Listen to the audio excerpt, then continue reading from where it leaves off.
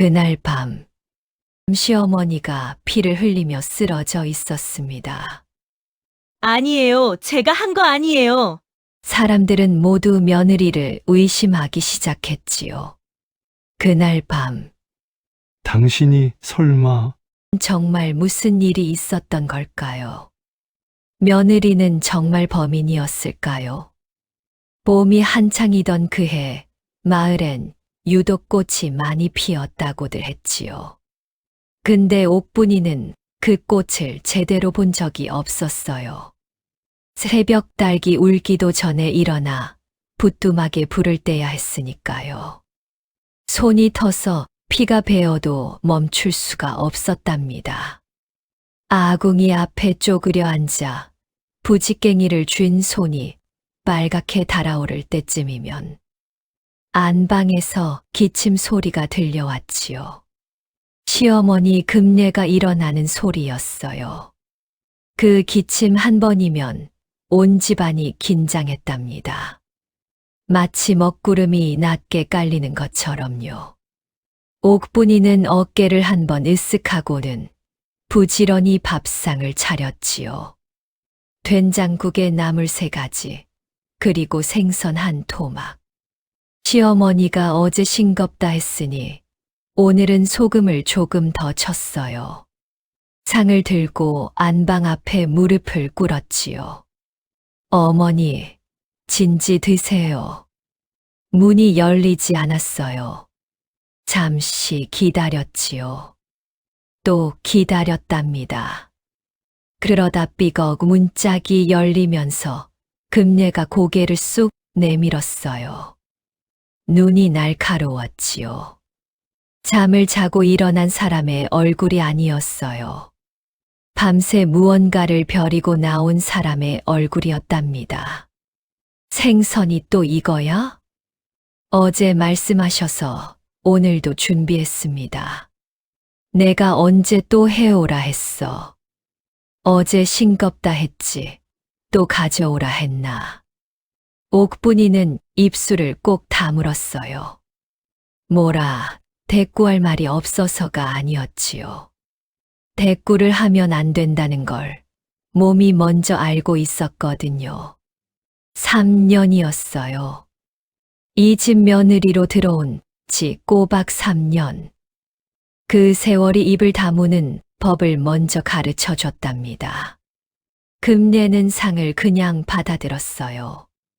문을 닫으면서 한마디를 더 흘렸지요. 쓸모가 없어, 정말.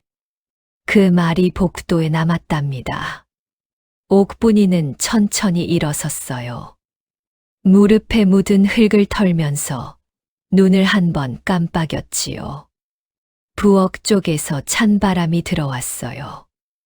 아직 아침이었답니다. 마을 우물가는 안악들이 모이는 자리였어요. 옥분이가 물동이를 이고 그곳에 가면 이야기 소리가 잦아드는 게 느껴졌지요. 직접 뭔가를 말하는 사람은 없었어요. 그냥 시선이 달라졌답니다.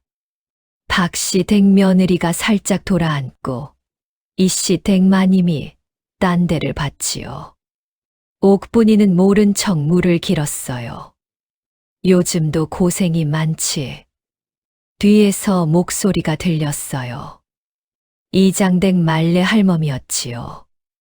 마을에서 제일 나이 많은 어른이고 그래서 제일 말이 많은 어른이기도 했답니다.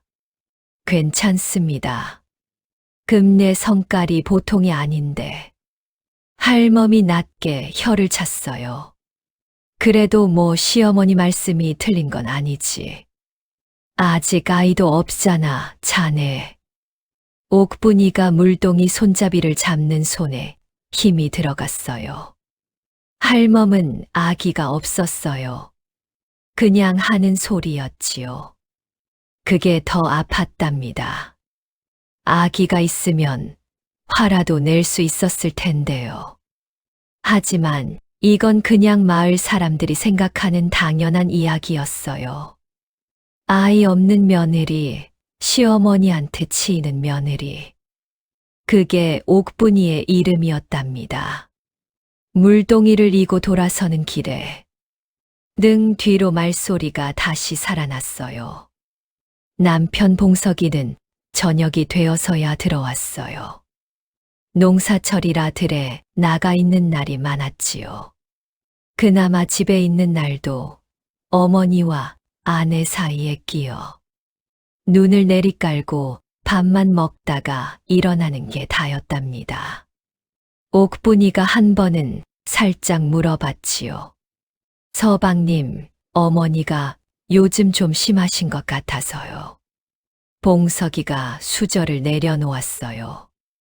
뭔가 말을 하려다 그냥 한숨을 쉬었지요. 어머니도 편찮으신 거 알잖아.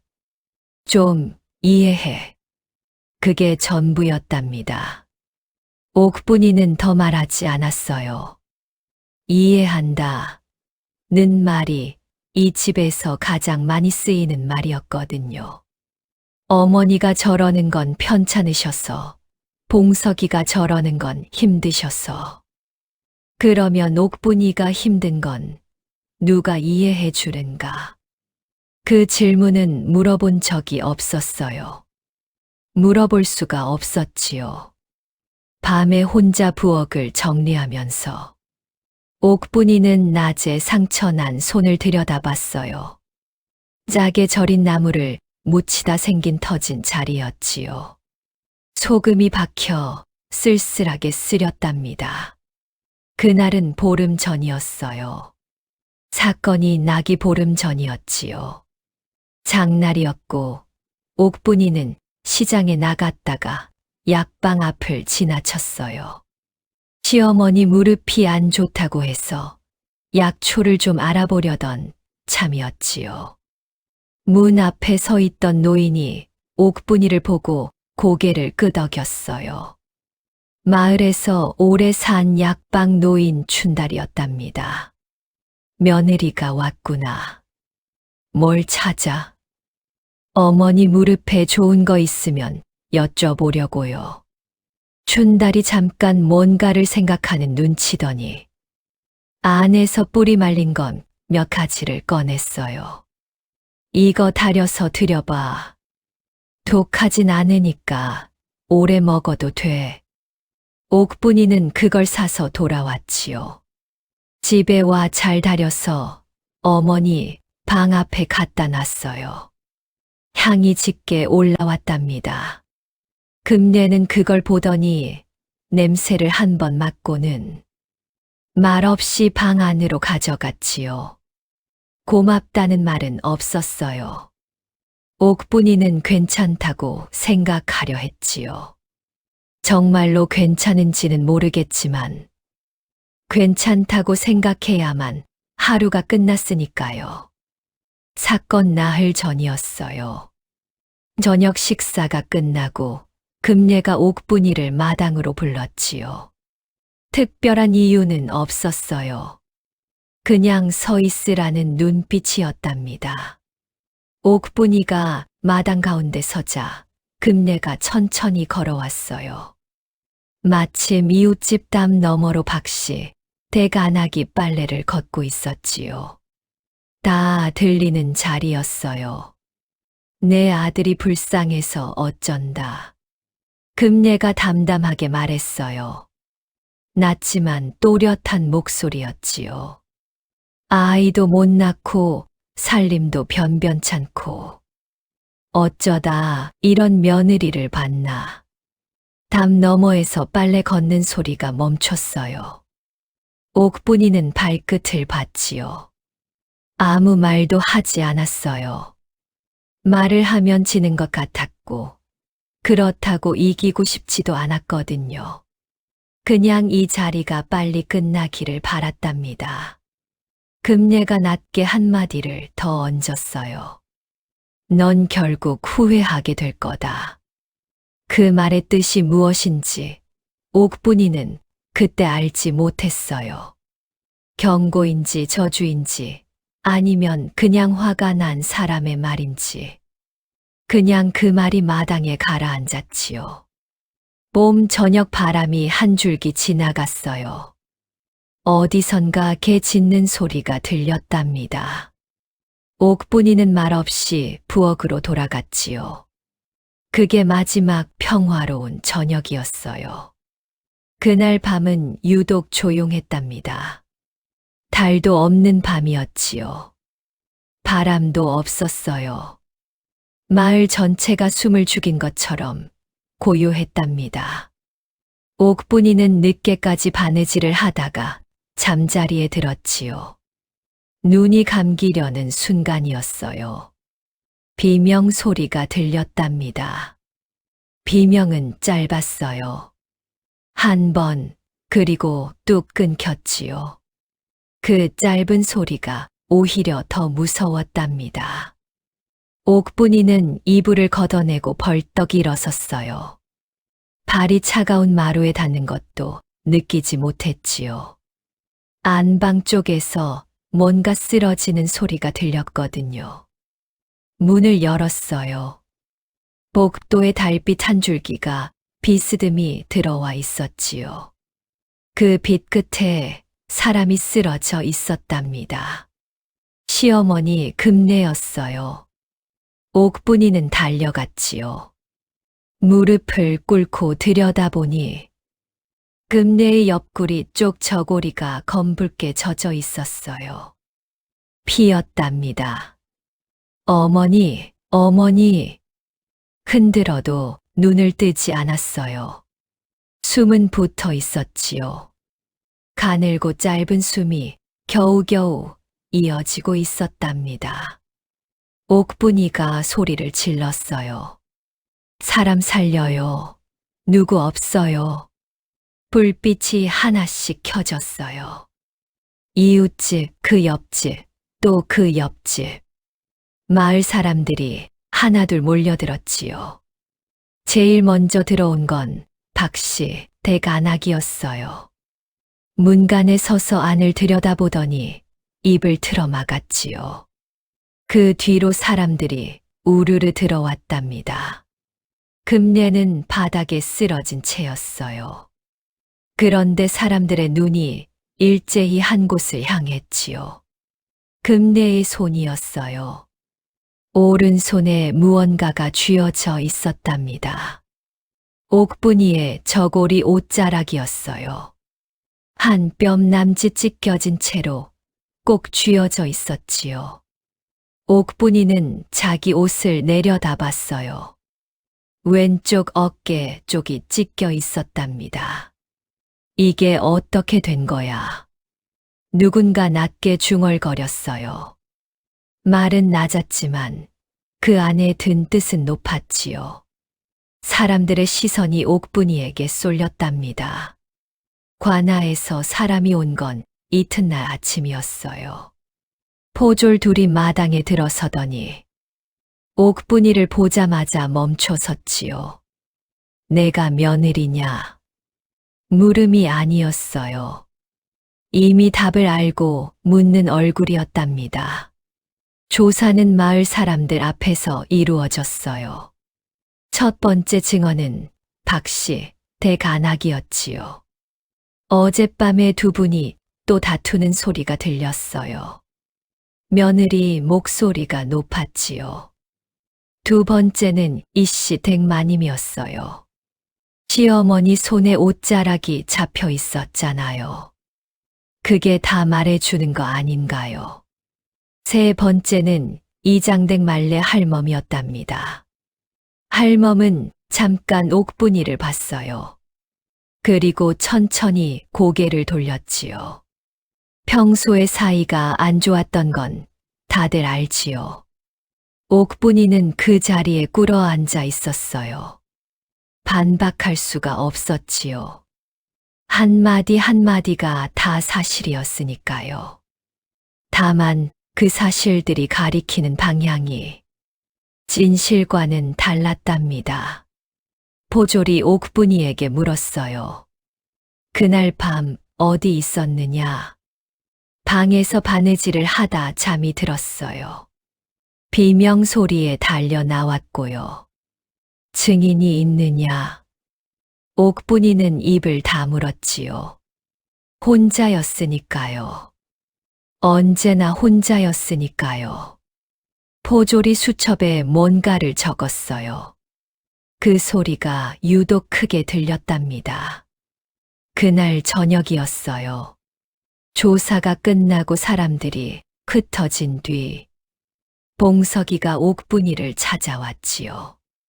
마주 앉았어요. 방 안에 둘만 있었답니다. 봉석이가 한동안 말이 없었어요. 손을 무릎 위에 올려놓고 그냥 바닥만 봤지요. 옥분이는 기다렸어요. 그러다 봉석이가 천천히 입을 열었답니다. 정말 내가 그런 것이 아니냐. 낮은 목소리였어요. 조용했지요. 그래서 더 아팠답니다. 옥분이가 봉석이를 봤어요. 서방님. 봉석이가 고개를 들지 않았지요. 어머니 손에 내 옷자락이 잡혀 있었잖아. 약도 내가 사다 드렸다고 하고. 난 널 믿고 싶다. 하지만 말이 거기서 끊겼어요. 끝까지 말하지 못했지요. 끝까지 말하지 않았답니다. 옥분이는 대답하지 않았어요. 무슨 말을 해도 소용없다는 걸 알았지요. 증거가 없었으니까요. 믿음도 없었으니까요. 봉석이가 일어섰어요. 문 쪽으로 걸어갔지요. 문고리에 손을 얹고 잠깐 멈췄어요. 대체 그날 밤 무슨 일이 있었던 거냐? 대답을 기다리는 것 같지 않았어요. 그냥 혼자 하는 말 같았지요. 문이 닫혔답니다.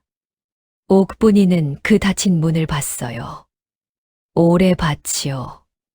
세상에서 가장 가까운 사람이 가장 멀어진 순간이었답니다. 그날 저녁 새로운 증언이 나왔어요. 장터에서 물건을 파는 이가관아에 찾아왔지요. 보름 전에 그 며느리가 뭔가를 샀어요. 약방에서요. 포졸이 눈을 들었답니다. 뭘 샀다는 거냐? 독초 비슷한 거라고 했는데요. 뿌리 말린 거였어요. 그 말이 퍼지는 데는 반나절도 걸리지 않았어요. 장날에 약을 샀다. 시어머니한테 다려줬다. 그날 밤 시어머니가 쓰러졌다. 사람들 입에서 입으로 건너가면서 이야기는 점점 단단해졌지요. 옥분이가 무슨 말을 해도 이미 굳어버린 이야기는 흔들리지 않았답니다. 옥분이는 그날 밤 광에 갇혔어요. 집 냄새가 났지요. 쥐가 어딘가에서 긁는 소리가 들렸어요. 달빛이 문틈으로 가늘게 들어왔답니다. 억울했어요. 근데 그 억울함을 꺼낼 데가 없었지요. 소리를 질러봤자 들어줄 사람이 없었고, 울어봤자 봐줄 사람도 없었으니까요. 옥분이는 무릎을 끌어안고 앉았어요. 아까 닫히던 문이 자꾸 떠올랐지요. 봉석이의 목소리가 귓가에 맴돌았답니다. 난 널 믿고 싶다. 하지만 그 끊긴 말 끝이 어떤 말보다 길게 남았어요. 춘달 노인이 건넨 약초도 떠올랐지요. 독하지 않다고 했어요. 오래 먹어도 된다고 했답니다. 그 말을 믿었는데, 그 마음을 믿었는데, 문 너머에서 바람 소리가 들렸어요. 봄바람이었지요. 꽃이 한창이라고 했던 그 봄이 아직 거기 있었답니다. 옥분이만 혼자 어둠 속에 있었어요. 사흘째 되던 날이었어요. 광문이 열렸지요. 포졸이 아니었어요. 춘달 노인이었답니다. 노인은 허리를 굽혀 안을 들여다봤어요. 옥분이와 눈이 마주쳤지요. 노인의 눈에 뭔가 복잡한 것이 담겨 있었답니다. 할 말이 있어. 관아 마당이었어요. 사람들이 둘러선 가운데 춘달 노인이 포졸 앞에 섰지요. 지팡이를 짚은 손이 조금 떨렸어요. 그래도 목소리는 또렷했답니다. 그날 밤 다른 사람이 있었어요. 마당이 조용해졌지요. 뒷산 쪽에서 내려오는 사람을 봤어요. 금내씨 집 담을 넘는 걸 봤지요. 포졸이 앞으로 한 발 나섰어요. 누구냐? 춘달이 잠깐 눈을 감았답니다. 그리고 천천히 입을 열었지요. 금내씨 조카요. 먼 마을에 사는 덕만이. 그 이름이 나오자 마을 사람 중 몇이 술렁였어요. 알만한 사람은 아는 이름이었지요. 금내에게는 남편이 일찍 세상을 떴어요. 자식이라곤 봉석이 하나였지요. 근데 금내 집안에 땅이 있었답니다. 논 5마지기의 밭까지. 적지 않은 재산이었어요. 그 재산을 두고 금내와 조카 덕만이 오래 다퉜다는 걸 마을 어른들은 알고 있었지요. 덕만은 자기 몫이 있다고 했어요. 금내는 없다고 했지요. 그 싸움이 몇 해째 이어지고 있었답니다. 포졸이 덕만을 데려왔어요. 40 남짓한 사내였지요. 눈빛이 불안하게 흔들렸어요. 손을 어디 둬야 할지 모르는 것처럼 자꾸 옷자락을 잡았다 놨다 했답니다. 그날 밤 어디 있었느냐? 집에 있었어요. 증인이 있느냐? 덕만이 입을 다물었지요. 포졸이 천천히 말했어요. 춘달 노인이 내가 금내씨 담을 넘는 걸 봤다 한다. 덕만의 얼굴이 굳었답니다. 조사는 빠르게 진행됐어요.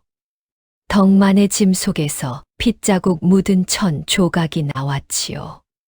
금내방 안에서는 덕만의 것으로 보이는 단추가 발견됐어요. 그리고 결정적인 건 따로 있었답니다. 금내가 사흘 만에 눈을 떴어요. 목소리가 가늘었지요. 말 한마디 하는데도 힘이 들었어요. 하지만 또렷하게 말하기 시작했답니다. 그날 밤이었어요. 금내가 깊이 잠들었을 때 방 안에서 낯선 소리가 났지요. 뒤척이다 눈을 떴더니 재산 문서가 든 궤짝 앞에 검은 그림자가 웅크려 있었답니다. 숨이 턱 막혔어요. 덕만이었지요. 금내가 입을 열려는 순간 덕만이 돌아봤어요. 두 눈이 딱 마주쳤답니다. 그 눈빛이 심상치 않았지요. 다급했고 날카로웠어요. 뭔가를 감추려는 사람의 눈이 아니었답니다. 들키면 안 된다는 걸 아는 사람의 눈이었지요. 덕만이 일어섰어요. 금내는 소리를 지르려 했답니다. 하지만 목소리가 나오기도 전에 덕만이 먼저 움직였지요. 쾅 소리가 났어요. 그리고 금내는 바닥에 쓰러졌답니다. 옆구리에서 뜨거운 게 퍼졌어요. 숨을 쉬기가 어려웠지요. 달아나는 덕만의 발소리가 들렸답니다. 빠르고 무거웠어요. 금내는 마지막 힘을 모았지요. 손을 뻗었어요. 문 쪽으로 사라지는 그림자 끝을 잡았답니다. 찢어지는 소리가 났지요. 그게 옥분이의 옷자락이었어요. 복도에 걸려 있던 빨랫감이었답니다. 손에 잡히는 게 뭔지도 몰랐어요.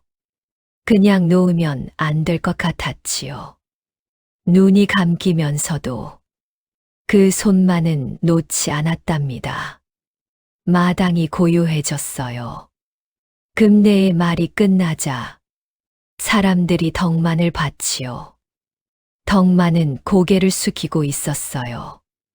더 이상 아무 말도 하지 않았답니다. 광문이 다시 열렸어요. 이번엔 포졸이었지요. 나가도 된다. 짧은 말이었어요. 옥분이는 천천히 일어섰지요. 무릎이 떨렸답니다.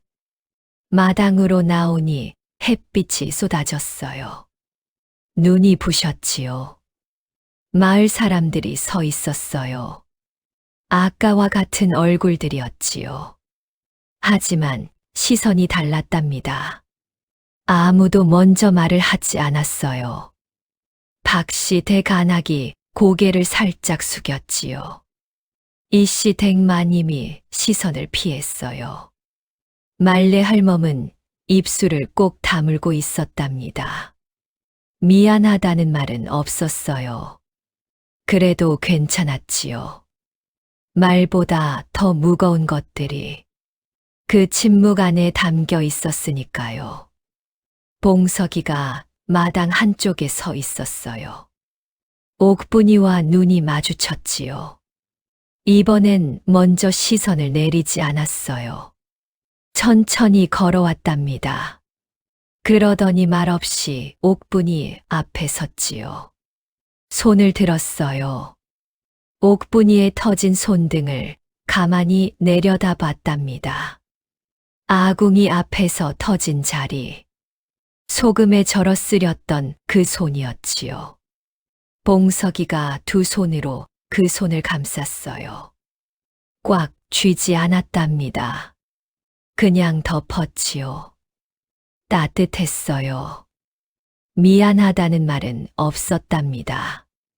하지만 그 손이 말보다 먼저 도착했지요. 옥분이는 고개를 들지 않았어요. 그냥 그 온기를 느꼈답니다. 3년 동안 기다렸던 게 말이 아니라 이거였는지도 몰랐지요. 금례가 있는 방으로 갔어요. 문 앞에서 잠깐 멈췄지요. 숨을 한 번 고르고 문을 열었어요. 금례가 누워 있었답니다. 얼굴이 창백했지요.